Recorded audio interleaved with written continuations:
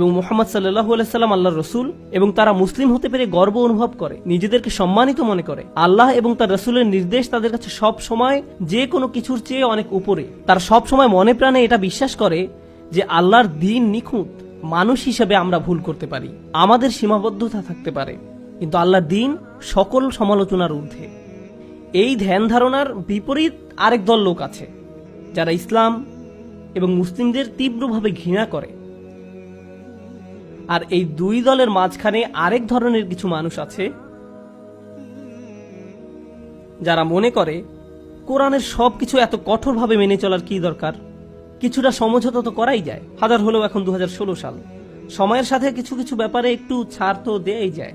কোরআনের সবকিছু যদি এই যুগে হুবহু মেনে চলতে যাই তাহলে তো ব্যাপারটা বেশি কঠোরতার দিকে চলে যায়। আমাদের দুই দিকেই ভারসাম্য রেখে চলা উচিত।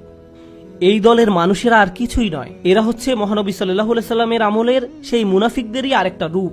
আমাদের দিন নাজিল হওয়ার সময় থেকেই ভারসাম্যপূর্ণ জীবন ব্যবস্থা, এটাকে নতুন করে ভারসাম্যপূর্ণ করার কিছু নেই। স্বয়ং আল্লাহ তাআলা এই দিনকে দুনিয়া এবং আখিরাতের সাথে সর্বোচ্চ উপায়ে সমতা বিধান করেই পাঠিয়েছেন। এখানে আপনার বা আমার এটা বলার কোনো সুযোগ নেই যে আমাদেরকে আসলে ইসলামের কিছু ব্যাপারে সমতা করা দরকার। নিজেদের ভিতরে ভয় এবং কাপুরুষতা থেকেই এই ধরনের ধারণা আমাদের মধ্যে জন্মলাভ করে।